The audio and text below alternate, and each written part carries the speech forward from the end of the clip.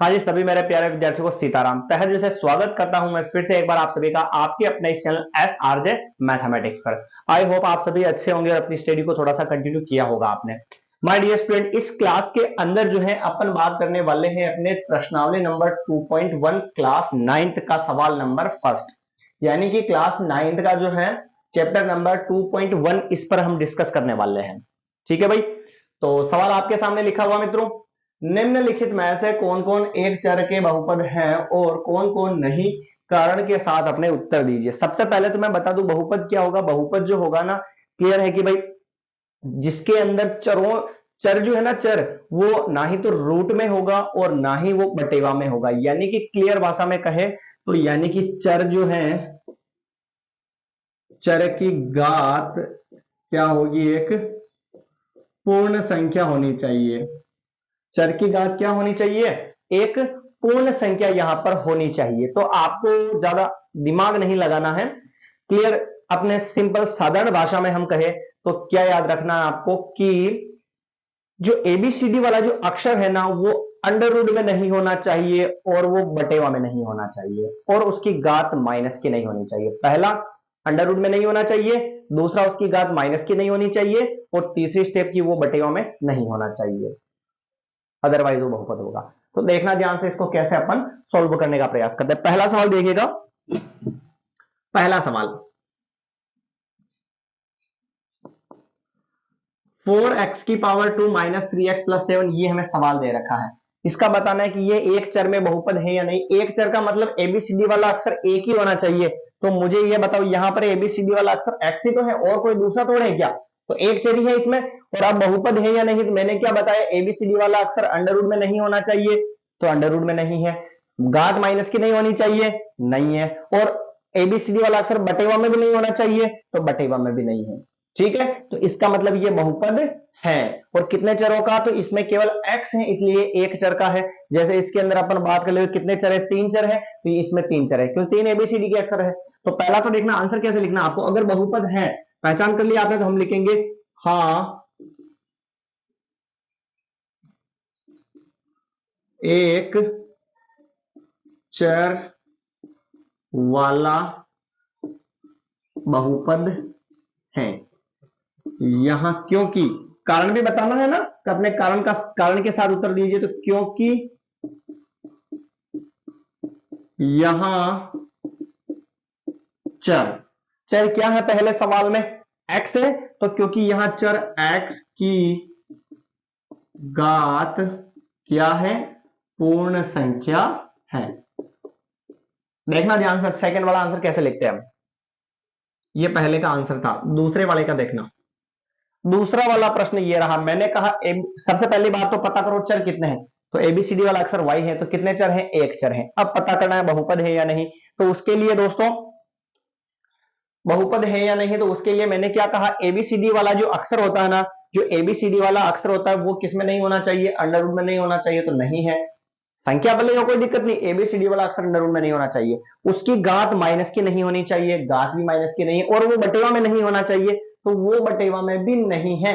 इसका मतलब क्या हुआ कि ये भी एक बहुपद है। और कितने चरों का, तो एक चर वाला बहुपद, क्योंकि यहां पर एबीसीडी वाला अक्षर कितना है, एक है। तो आंसर कैसे लिखेंगे, हाँ एक चर वाला बहुपद है। क्यों है, तो लिखेंगे क्योंकि यहां चर, चर क्या है दोस्तों, y, चर y की घात पूर्ण संख्या है। बस ऐसे ही लिखना आपको। और अगर बहुपद नहीं होता तो लिख देते यहां पर चर y की घात जो है पूर्ण संख्या नहीं है। ठीक है भाई, चलिए तीसरा प्रश्न देखना ध्यान से। तीसरा प्रश्न, एबीसीडी वाला अक्षर अंडर रूट में नहीं आना चाहिए, यही कहा था मेरे प्यारे विद्यार्थियों मैंने। तो यहां पर देखो एबीसीडी वाला अक्षर अंडर रूट में आ गया, और अंडर रूट में आ गया, इसका मतलब ये बहुपद नहीं है। समझ गए इस चीज को। तो चलिए यहां पर लिखूंगा, यह बहुपद नहीं है, बहुपद है ही नहीं। क्यों नहीं है, क्योंकि यहां चर, चर क्या है इसके अंदर, टी, टी की घात पूर्ण संख्या नहीं है, पूर्ण संख्या नहीं, बहुपद नहीं है तो पूर्ण संख्या नहीं है, और बहुपद है तो पूर्ण संख्या है उसकी घात। चलिए तीसरे चौथे सवाल की बात करते हैं मित्रों। चौथा सवाल आपके सामने यहां पर छपा हुआ है। चौथा सवाल क्या कहता है, ध्यान से देखिएगा आप, कि y plus two upon Y, तो एबीसीडी वाला अक्षर रूट में है नहीं है, घात माइनस में है नहीं है, पर एबीसीडी वाला अक्षर जो है वो बटेवा में आया या नहीं आया भाई, बटेवा में आया या नहीं आया, आ गया बटेवा में, यहां पर देखिए ये बटेवा में आ गया, और बटेवा में आ चुका है, इसका मतलब ये भी बहुपद नहीं है। क्यों नहीं है, क्योंकि यहां पर चर y की घात पूर्ण संख्या नहीं है। ऐसे लिख तो थोड़ी लिखेंगे थोड़ी ऐसा कि भाई ये बटेवा में है इसलिए बहुपद नहीं है, ठीक है ना, नहीं है तो पूर्ण संख्या नहीं, इतना सा लिखना है, तो पूर्ण संख्या इतना सा लिखना, बस। तो लिखेंगे क्या, यह बहुपद नहीं है क्योंकि यहां चर क्या है, y की घात पूर्ण संख्या नहीं है, इसलिए ये बहुपद नहीं है। अगला बड़ा सवाल देखो, यहां पर देखो मुझे चर कितने हैं भाई, मुझे नहीं सवाल को देखना, यहां पर चर कितने हैं, 1 2 3, 3 चर हो गए। और क्या कोई एबीसीडी वाला अक्षर बटेवा में है, नहीं है, घात माइनस में है, नहीं है, अंडर रूट में है, नहीं है, मतलब ये बहुपद तो है, पर कितने चरों वाला, 3 चरों वाला बहुपद है। तो हम यहां पर एक चर वाला बहुपद नहीं लिखेंगे, क्या लिखेंगे, यह 3 चरों वाला बहुपद है क्योंकि यहां चर, इसमें चर कितने हैं, x है, y है और t है, तीनों ही है ना, तीनों ही है, तो हम लिखेंगे चर x, y, t की घात पूर्ण संख्या है। किसी मेरे प्यारे विद्यार्थी को, मेरे मित्र को कोई दिक्कत हो तो आप बता सकते हैं, कमेंट कर सकते हैं कि आपको कहां पर समझ में नहीं आया। क्लियर हो चुका है ये मामला, कि भाई एबीसीडी वाला जो अक्षर है, अगर वो एबीसीडी वाला अक्षर अगर अंडर रूट में आ जाता है, या फिर बटेवा में आ जाता है, या फिर उसकी घात माइनस में आ जाती है, तो बहुपद नहीं होगा, ठीक है। और कारण क्या लिखोगे, क्योंकि यहां पर इस चर की घात जो है पूर्ण संख्या नहीं है, जितने एबीसीडी वाले अक्षर होंगे उतने ही चर होंगे। क्लियर मामला। चलिए ये था अपना पहला सवाल। अब अपन बात करते हैं दूसरे सवाल की। दूसरा सवाल क्या कहता है, दूसरा सवाल यह कहता है कि निम्नलिखित में से प्रत्येक में एक्स स्क्वायर का गुणांक लिखिए।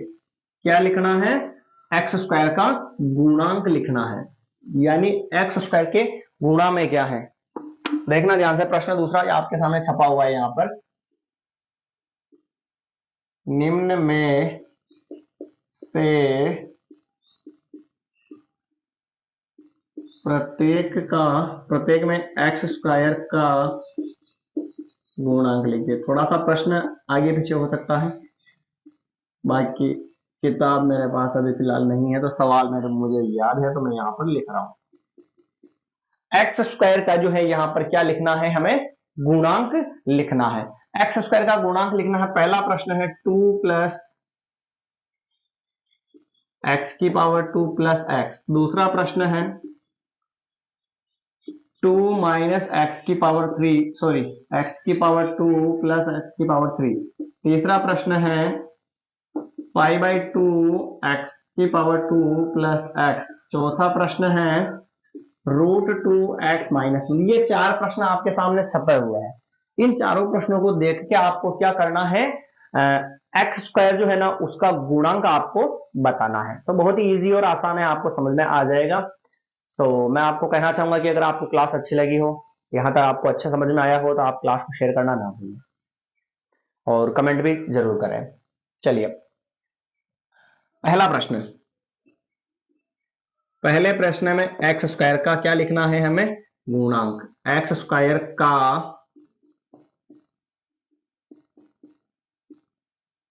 गुणांक, यानी एक्स स्क्वायर का गुणांक का मतलब क्या है, एक्स स्क्वायर के गुणा में क्या है, एक्स स्क्वायर के गुणा में क्या है वो हमें यहां पर लिखना है।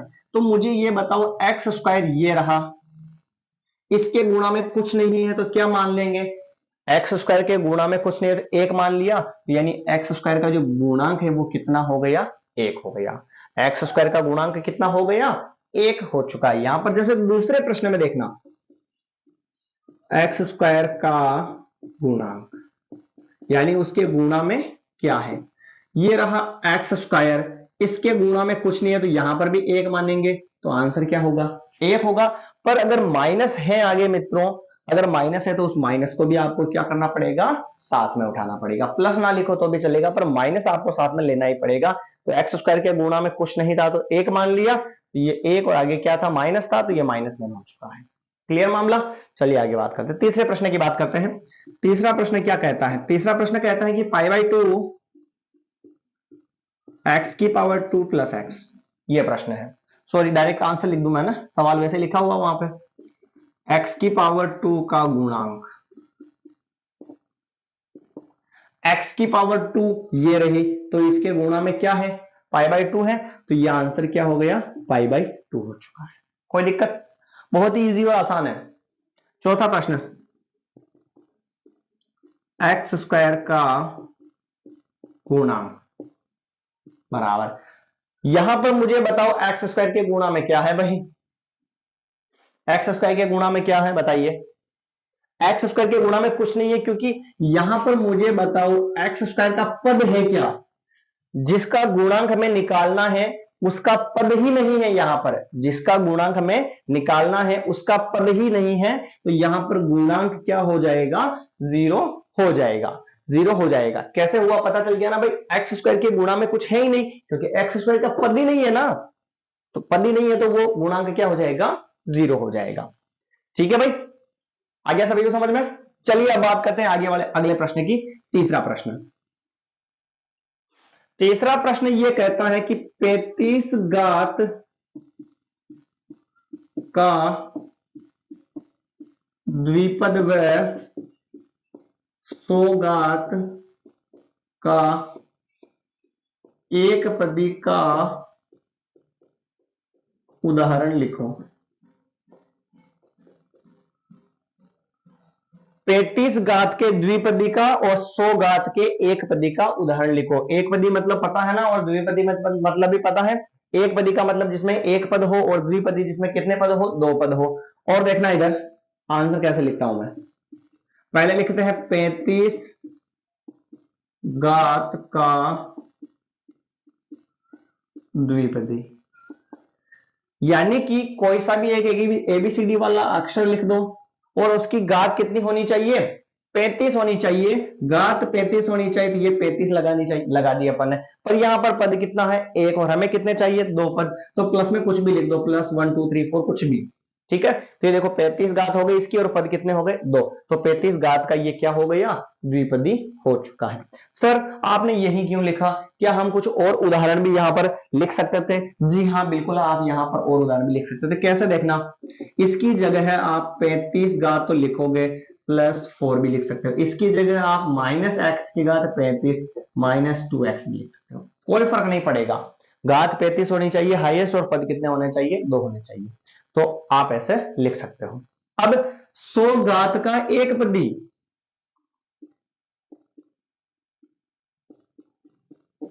घात कितनी होनी चाहिए, 100, और पद कितने होने चाहिए, ओनली वन मैन आर्मी, यानी एक ही होना चाहिए।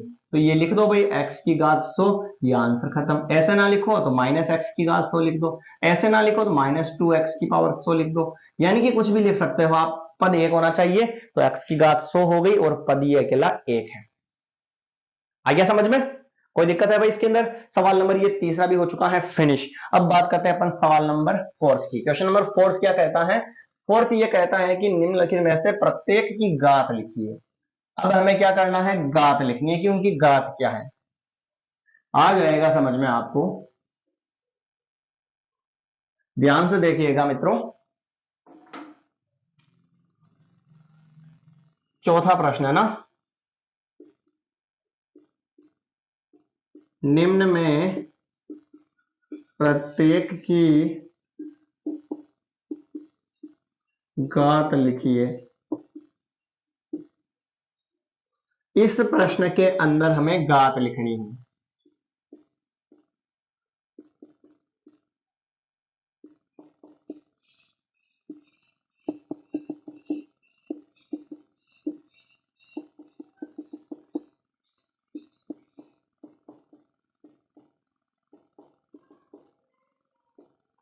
ये 4 प्रश्न आपको दे रखे हैं और इनके हिसाब से आपको क्या करना है, यहां पर इनकी घात बतानी है। सवाल सभी को मिल चुका है, दिख भी रहा है। चलिए, अब इनकी घात बतानी है तो पहले सवाल में देखना मैं लिखता कैसे हूं।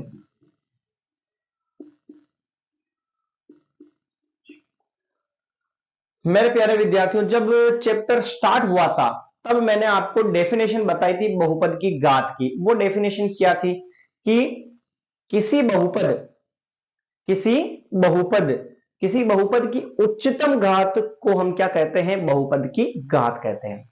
किसी बहुपद की उच्चतम घात को हम बहुपद की क्या कहते हैं, घात कहते हैं, उच्चतम घात। तो मुझे ये बताओ, इस पहले सवाल में x की जो है सबसे बड़ी घात कौन सी है? कुछ नहीं है, मतलब 1 है, 2 है या 3 है? 3 है ना। तो इस बहुपद की जो घात है, बहुपद की घात बराबर कितनी हो जाएगी? 3 हो जाएगी। बस खत्म मामला। सबसे बड़ी बड़ी घात बहुपद की घात होगी। दूसरे सवाल में बात करें,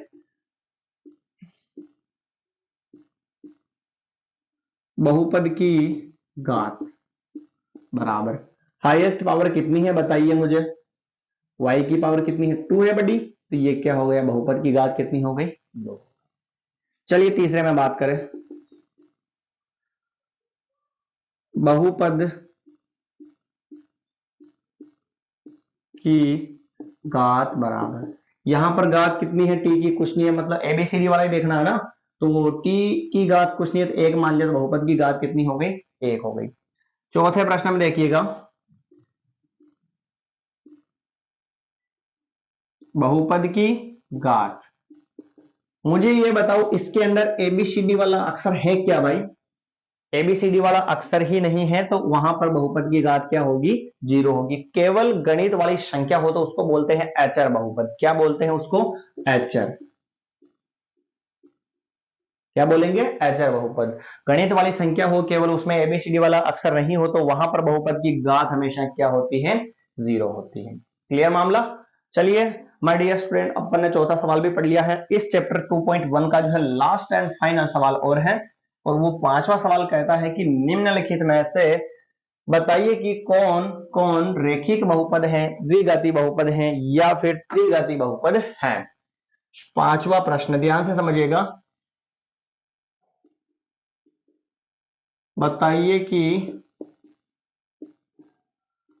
निम्न में से कौन कौन रेखिक बहुपद है, द्विघाती बहुपद है, या क्या है दोस्तों, त्रिघाती बहुपद।